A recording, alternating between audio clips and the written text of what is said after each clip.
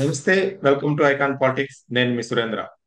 కొలికపూడి అంశం రోజు రోజుకి వివాదం అవుతుందనే చెప్పాలి. పార్టీకి, కొలికపూడికి అండ్ ఎట్ ఏ టైం కార్యకర్తలకి కొలికపూడికి మధ్య కూడా సంబంధాలు సరిగ్గా లేవని చెప్పాలి. ఆ నిన్న నందిగామ పర్యటనలో కూడా చంద్రబాబు నాయుడు గారు కొలికపూడి గారిని పట్టించుకోలేదనే విషయం అది బాగా వినబడుతుంది. అదేవిధంగా సోషల్ మీడియాలో వేసే ఈ విషయానికి సంబంధించి పోస్టర్లలో కూడా ఎవరి ఫోటో లేకుండా కొలికపూడి గారి ఫోటో ఒక్కటే వేసి విషేసి చెప్పడం. ఈ అంశంపై ఇప్పుడు కార్యకర్తలు మళ్ళీ మరొకసారి కొలికపూడి గారిపై ఆ, గుర్రుగా ఉన్నారని చెప్పాలి. ఇదే విషయం ఇదే విషయంపై మనతో మాట్లాడడానికి సీనియర్ జర్నలిస్ట్ కాటా గౌతమ్ గారు ఉన్నారు. నమస్తే సార్. నమస్తే అండి. ఏం సార్, అసలు కొలికపూడి గారి అంశం ఏ విధంగా చూడాలి? అంటే గవర్నమెంట్ ఫామ్ అయినప్పటి నుంచి ఒక 2-3 మంత్స్ అటు ఇటుగా ఏదో ఒక అంశం వివాదం అవుతూనే ఉంది కొలికపూడి గారి అంశంలో. అటు పార్టీ వైపు నుంచి అంటే తప్పు ఉందా, లేదా కొలికపూడి గారి వైపు నుంచి తప్పు ఉందా, అసలు ఏం జరుగుతుంది సార్? తప్పు ఎవరిది ఉన్నా గానీ ఇక్కడ రాజుగారి కొడుకుని ఎత్తుకున్నా తప్పే, దించినా తప్పే అన్నట్టు పార్టీది ఎప్పుడు తప్పు ఉంది అని అనుకుంటానికి ఏముండదు. పార్టీ లైన్ అండ్ లెంత్లోనే మరి అందులో ఉన్న సభ్యులు కానీ ఎమ్మెల్యేలు కావచ్చు, ఎంపీలు కావచ్చు, సీఎంలు కావచ్చు, ఎవరైనా కూడా దాంట్లో నడవాల్సిన అవసరం ఉంటుంది కదా. పార్టీకి అనుబంధంగాను అనుకూలంగాను ఉండాలనే కదా ఎమ్మెల్యేలను కానీ ఎంపీలను కానీ ఎందుకునేది. వాళ్ళని క్యాండిడేట్ని సెలెక్ట్ చేసేటప్పుడు కూడా దరిదాపుగా సోషల్ మీడియా కానీ మీడియా నుంచి మీడియాలో ఎక్కువగా మాట్లాడుతూ తలకు పచ్చ కండువా కట్టుకొని ఆ కండువా మరి ఇంకా ఎందుకు కట్టుకున్నాడు అనేది నాకు ఇంకా సందేహంగానే ఉంది. యాక్చువల్గా అది అమరావతి రైతులు ఉద్యమం చేయటానికి ఉన్న చిహ్నం కింద గ్రీన్ కండువా వేసుకుంటున్నారు. మరి ఈయన నెత్తికే కట్టుకున్నాడు. ఎక్కడ డిబేట్లో కనిపించినా కానీ, ఎక్కడ ఆయన వీడియోలు పెట్టినా కానీ మొత్తం అలాగనే కట్టుకొని ఉన్నాడు. యాక్చువల్గా జగన్మోహన్ రెడ్డి అధికారంలో ఉన్నప్పుడు ఎప్పుడైతే మూడు రాజధానుల అంశం తెరపైకి తెచ్చాడో ఆ రోజు నుంచి ఉద్యమం నడుస్తుంది. కానీ కూటమి అధికారంలోకి వచ్చిన తర్వాత గత 9-10 నెలలుగా మనం చూసుకుంటే గనుక కూటమి అధికారంలోకి వచ్చినప్పటి నుంచి అమరావతి ఒక్కటే రాజధాని. ఇప్పుడు అమరావతికి ఆ ఉద్యమం చేయాల్సిన పని లేదు. అమరావతిలో కూడా ఫాస్ట్ ఫాస్ట్గా పనులన్నీ నడుస్తూ ఉన్నాయి. కేంద్రం తన సొంతగానే ప్రపంచ బ్యాంకు నుంచి అప్పు వాళ్లే తీసుకుని వాళ్లే తిరిగి కట్టే విధంగా మనకి 15,000 కోట్లు ఇవ్వటం కావచ్చు. అమరావతి అభివృద్ధికి, అమరావతి నిర్మాణానికి విరివిగా పనులు వడివడిగా నడుస్తూ ఉన్నా కూడా ఇంకా ఉద్యమం చేయాల్సిన పని లేదు కదా. ఆ ఉద్యమానికి చిహ్నమైన ఆ పచ్చకండువాని ఇంకా ఎందుకు తీయటం లేదో తెలియదు. యాక్చువల్గా నేను రాజకీయ నాయకుడిని కాదు, ఐఎమ్ నాట్ ఏ పొలిటీషియన్ అని నిన్ననే కొలికిపూడి ఎక్కడో కొన్ని యూట్యూబ్ ఛానల్స్లో మాట్లాడుతూ ఉంటే నేను చూశాను. గతంలో వైఎస్ఆర్ కాంగ్రెస్ పార్టీ అధికారంలో ఉన్నప్పుడు వాళ్ళకి అనుకూలంగా ఉన్న, ఇప్పుడు ప్రస్తుతం న్యూట్రల్ ముసుగులో ఉన్న ఆ యూట్యూబ్ ఛానల్స్లో ఈయన కనిపిస్తూ ఉంటే. ఎందుకంటే ఈయన మెయిన్ ఛానల్స్ నుంచి, మెయిన్ మీడియా ఛానల్స్ నుంచి, యూట్యూబ్ ఛానల్స్ నుంచి కూడా, ఈ టీడీపీ అనుబంధ ఛానల్స్ నుంచి కూడా బాగా దూరం అయిపోయాడు. ఆయన వాళ్ళతో కూడా పెట్టుకోవాల్సిన సున్నం ఎప్పుడు పెట్టుకున్నాడు. ఇంకా ముసుగులో గుద్దులాటేలు ఎందుకులే కానీ, యాక్చువల్గా కొలికిపూడి ఈ అంశం మీద ఆయన మరి క్షేత్రస్థాయిలో ఏం పోరాటాలు చేశాడో, ఎక్కడ ఏం చేశాడో మనకైతే తెలియదు. కానీ మీడియాలో మాత్రం ప్రతిరోజు అనునిత్యం ఉదయం నుంచి రాత్రి డిబేట్లు అయిపోయేదాకా ఏదో ఒక డిబేట్లో కనపడతానే ఉంటాడు, ఏదో ఒక ఛానల్లో కనపడతానే ఉంటాడు. పెద్ద పెద్ద యాంకర్లు చేసే మరి ఏబిఎన్లో వెంకటకృష్ణ కావచ్చు, టీవీ5లో సాంబశివరావు మూర్తి గారు కావచ్చు, ఇలాగ ఎవరైనా సరే ఎవరు చేస్తున్నా కానీ ఈయన మాత్రం కామన్గా కనిపిస్తూ ఉండేవాడు. కానీ మరి ఈయన ఆ, వీటన్నిటిని ఉపయోగించుకొని సీటు తెచ్చుకొని తిరువూరులో గెలిచాడు, ఎమ్మెల్యే కూడా అయ్యాడు. అయిన దగ్గర నుంచి మీడియాకు దూరం అయిపోయాడు. ఆ మీడియాకు దూరం అవటంలో కూడా ఈయన సొంత పాత్ర కూడా ఒకటి ఉంది. ఎందుకంటే ఏబిఎన్ ఛానల్కి సంబంధించిన ఆంధ్రజ్యోతి ఉమ్. రిపోర్టర్ తోటి ఈయన గొడవ పెట్టుకున్నాడు అక్కడ, ఆ, ఎక్కడ తిరువురి. మొదటి అంతేకాకుండా ఈయన మరి ఎమ్మెల్యే స్థాయి పరిధి దాటి ఈయన మరి సాధారణ వ్యక్తి ఏం కాదు. ఇలాంటి పని నేను చేయకూడదు అని తెలియని వ్యక్తి ఏం కాదు, తెలిసి కూడా చేసే ఉంటాడు. అదే అనుమానం వ్యక్తం చేస్తూ ఉన్నారు అందరూ. ఒక ఎవరికైనా న్యాయం చేయాలి అని అంటే వాళ్ళ మీదకి దండెత్తి దాడికి వెళ్ళకూడదు కదా. ఎమ్మెల్యే స్థానంలో ఉన్నప్పుడు కేసుల రూపంలో కావచ్చు, లేకపోతే అధికారం ఉపయోగించి కావచ్చు, న్యాయం ఏదుంటే అది చేయటానికి ఆ, పూనుకోవాలి తప్ప ఈయన సొంతగా వెళ్ళి కారు మీద నిలబడి ఇదిగో ఈ గేట్లు బద్దలు కొట్టండి, ఈ గోడలు పగలు కొట్టండి అనే మాటలు మాట్లాడకూడదు. అలా మాట్లాడినా కూడా అక్కడ గోళ్ళేం పగిలిపోలేదు. కానీ ఈయన మాత్రం పెద్ద ఉద్యమం చేసేసినట్టుగా, అక్కడ ఏదో న్యాయం చేసేసినట్టుగా ఈయన ఫోజులు ఇచ్చి ఫోటోలు దిగి కారు మీద నుంచొని ఫోటోలు దిగినవి కావచ్చు, ఇవన్నీ జరిగాయి. ఆ తర్వాత మరి లిక్కర్ కుంభకోణం అనేది మరి ఏ రకంగా చూడాలో తెలియదు. ఇప్పుడు మద్యం ఎక్కడ ఎక్కడ పట్టినా సిండికేట్లే నడుస్తూ ఉన్నాయి. ఆ సిండికేట్లతోటి ఈయనకేం విభేదాలు వచ్చాయో బయట వినిపిస్తున్న మాటలే అవి. లిక్కర్ సిండికేట్తో కానీ, మరి ఇసుక వీళ్ళతో కానీ, రేషన్ మాఫియా వీళ్ళతో కానీ ఈయనకి విభేదాలు ఉన్నాయి, ఈయన ఎక్కువ డిమాండ్ చేస్తున్నాడు అనే మాట కూడా వినిపిస్తా ఉంది. మరి అలాంటి కారణాలు ఉన్నాయో, మరి ప్రత్యేకమైన వేరే కారణాలు ఏమన్నా ఉన్నాయో, మంత్రి పదవి కోసం ఇంకా గట్టిగా డిమాండ్ చేయడానికి ఇలాంటిది ఏదన్నా చేస్తున్నాడేమో తెలియదు. మొత్తానికైతే అందరితోటి గొడవ పెట్టుకున్నాడు. ఎస్పెషల్లీ తిరువూరులో ఉన్న టీడీపీ కార్యకర్తలతోటి ఆయన గొడవ. టీడీపీ కార్యకర్తలే ఆయన మీద ధ్వజం ఎత్తి మంగళగిరి ఆఫీస్కు పోటెత్తారు అందరూ కలిసి. పోటెత్తే నిన్నగాక మొన్న మనం చూసాం కదా, ఆ రవీందర్ రెడ్డి అనే ఒక టీడీపీ కార్యకర్తను నాయకుడిని పార్టీ నుంచి సస్పెండ్ చేస్తే తప్ప నేను ఊరుకోను, చెయ్యకపోతే నేను 24 గంటల్లో రాజీనామా చేస్తాను అని అల్టిమేటం కూడా ఇచ్చాడు. యాక్చువల్గా ఈ 9 నెలల్లో అమరావతి విధ్వంసం కావచ్చు, లేకపోతే రాష్ట్రం వెనకబడిపోయిన దానికి కావచ్చు, చంద్రబాబు నాయుడు గారు చాలా విరివిగా కృషి చేస్తూ ఉంటే ఆయన పట్టుకొని వెనక్కి లాగే పరిస్థితులు ఇప్పుడు ఎమ్మెల్యేలు కొంతమంది క్రియేట్ చేస్తున్న వాళ్ళలో ఈ కొలికిపూడి కూడా మెయిన్గా ఉన్నాడు. ఇంటి పోరు పెట్టుకుని వీధిలో వీళ్ళేం పోరాటం చేయగలుగుతారు? అసలు క్రమశిక్షణా సంఘం ముందు హాజరయ్యి వాళ్ళకి సంజాయిషి ఇచ్చుకోవాల్సిన పరిస్థితి వచ్చింది అని అంటే ఆల్మోస్ట్ ఆల్ నీ మీద పార్టీ గుర్రుగా ఉందని అర్థం. ఈయన ఆల్రెడీ క్రమశిక్షణ సంఘాన్ని ముందు అటెండ్ అయ్యి చెప్పుకునే పరిస్థితి వచ్చింది. గతంలో చంద్రబాబు నాయుడు గారు కూడా పిలిచి వార్నింగ్ ఇచ్చారు, దొబ్బులు పెట్టారు అనే చాలా వార్తలు కూడా బయటకు వచ్చాయి కదా. అలాంటివన్నీ జరిగిన తర్వాత కూడా అదిగో పలానా నాయకుడిని మీరు సస్పెండ్ చేయకపోతే నేను 24 గంటల్లో రాజీనామా చేస్తాను అంటే చేసేసి వెళ్ళిపోవటమే. పార్టీకి రాజీనామా చేస్తే ఆటోమేటిక్గా మరి ఆయన ఎమ్మెల్యే సీటు ఉంటుందో ఊడిద్దో ఇక ఆ విషయాన్ని అసెంబ్లీలో చూసుకుంటారు. లేదు, పార్టీ కూడా ఇలాంటి వాళ్ళని భరాయించాల్సిన అవసరం ఏమొచ్చింది అని అంటే ఇప్పుడు పార్టీ నుంచి గనక ఈయన సస్పెండ్ చేస్తే ఈయన ఫ్రీ ఎమ్మెల్యే అయిపోతాడు. దానికోసం ఏమైనా ప్రయత్నం చేస్తున్నాడా అనేది కూడా చూసుకోవాలి. ఎందుకంటే ఈ కూటమి నాయకులతోటి ఈ తెలుగు ఎస్పెషల్లీ ఈయన ఏ పార్టీలో ఉన్నాడో ఆ టీడీపీ పార్టీ నాయకులతోటే పడకపోతా ఉంటే ఈయన ఫ్రీ బర్డ్ అయిపోయాడు అనుకో, ఇక కూటమి చేసే పనులకి వాళ్ళు అడపాదడపా వాళ్ళు కూడా ఎక్కడో చోట కొంత అక్రమాలకు పాల్పడతానే ఉన్నారు. వాటన్నిటిని అడ్డం పడి ఆపటం అనే విషయంలోనే కదా ఇప్పుడు కొలికిపూడి ఎంత గొడవ చేసుకొచ్చాడు. ఫ్రీ హ్యాండ్ వచ్చేసింది, ఫ్రీ బర్డ్ అయిపోయాడు, ఈయన ఫ్రీ ఎమ్మెల్యే అయిపోయాడు, ఎవరికి సమాధానం చెప్పే పని లేదంటే ఇక కొలికిపూడి చూడండి, అసలే కోతి కళ్ళు దాగుంది, పైగా నిప్పులు దొక్కుంది, ఇక కథం దొక్కింది అన్నట్టుగా ఈయన పరిస్థితి తయారవుద్ది కదా. దాన్ని కూడా నిలువరింపు చేయడానికి వాళ్ళు కూడా పార్టీ నుంచి సస్పెండ్ చేయటం లేదు. క్రమశిక్షణ సంఘం ముందు ఆయనకి ఏం మాటలు చెప్పి పంపించారో తెలియదు కానీ యాక్చువల్గా ఆయన అయితే ఎప్పుడో సస్పెండ్ చేయాలి. ఈ ఈ క్రమశిక్షణ సంఘంలో సభ్యుడైన వర్ల రామయ్య గారు ఒకసారి ఈయన ఏదో నిరాహార దీక్ష చేస్తుంటే అప్పుడు ఫోన్ చేశాడు.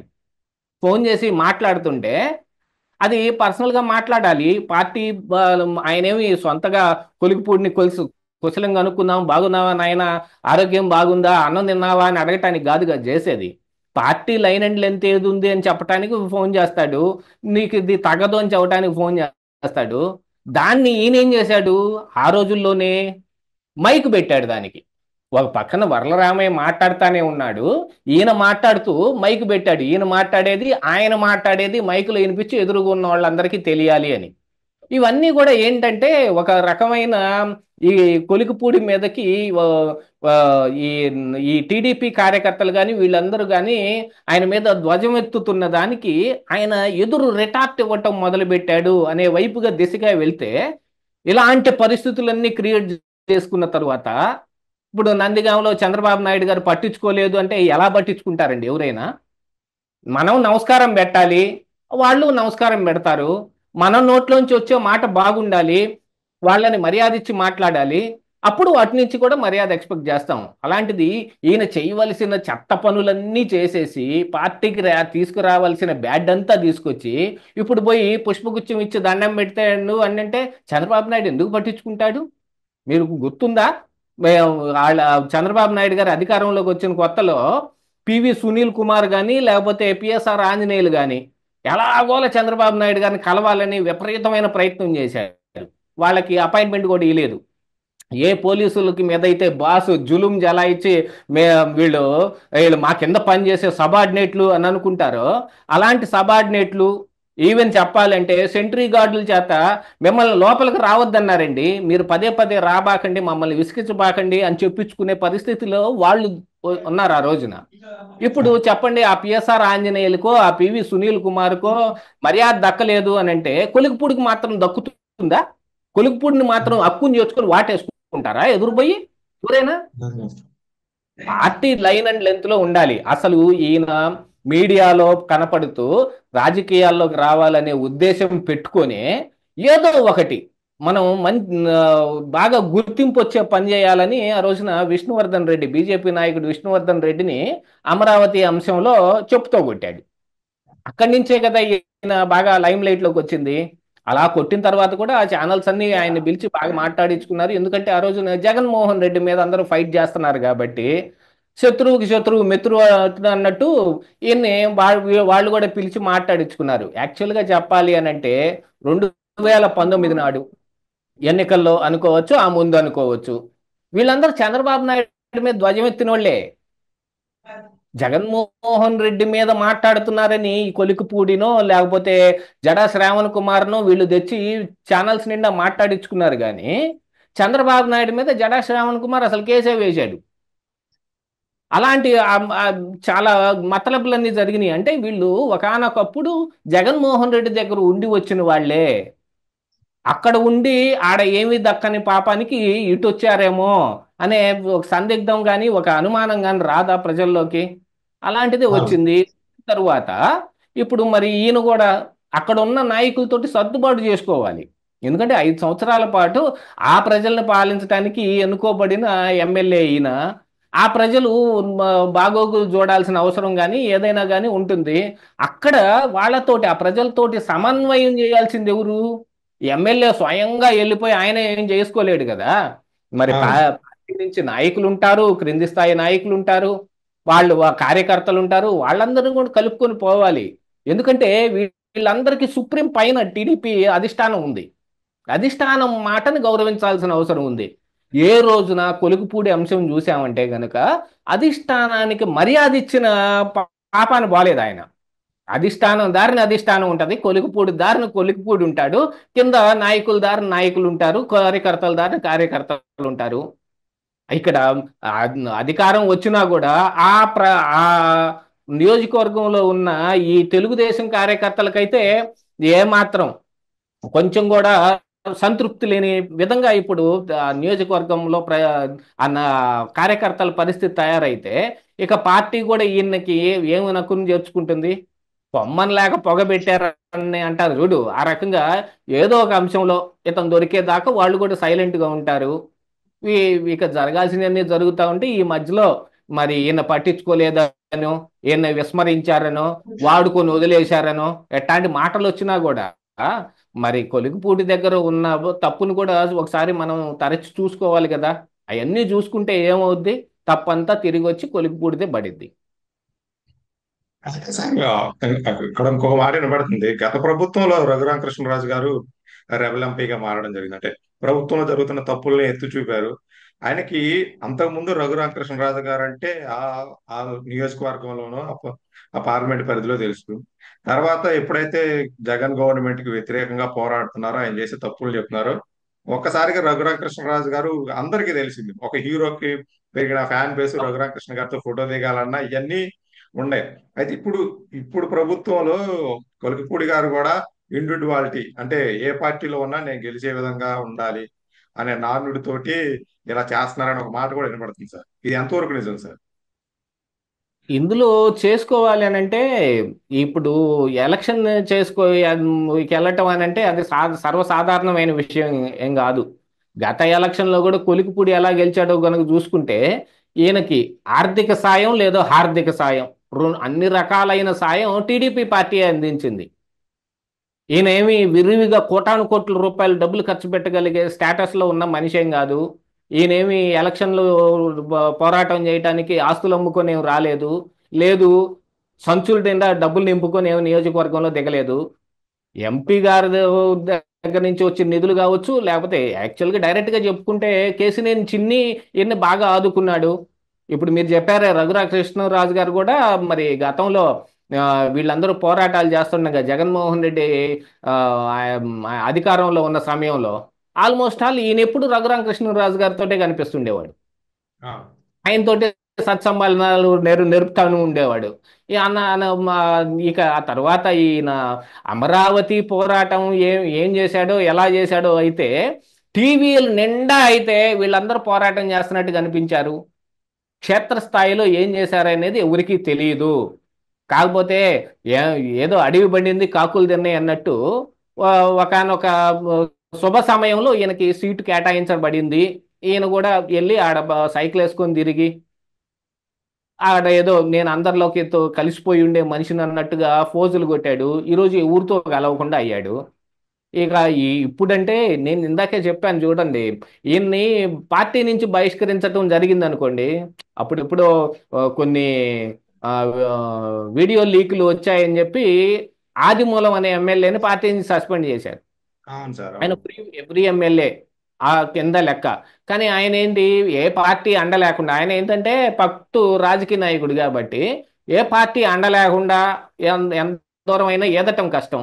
రఘురా రఘురామకృష్ణరాజు కంటే బోళ్ళంత డబ్బు ఉంది, ఏదైనా సొంతగా నిలబడినా కూడా చేసుకోగలడు. అయినా కూడా ఆయన చూడు, ఆయనకి నరసాపురం ఎంపీగా నర్స్- పోటీ చేయాలని ఉన్నప్పటికీ కూడా పార్టీ అక్కడ టికెట్ని బీజేపీకి ఇవ్వటమో, కూటమిలో అడ్జస్ట్మెంట్లో సీటు బీజేపీకి వెళ్ళటమో ఏదన్నా జరిగినా ఆయన రెబల్ అయిపోయి అక్కడ ఇండిపెండెంట్కి ఏమి నిలబడలా.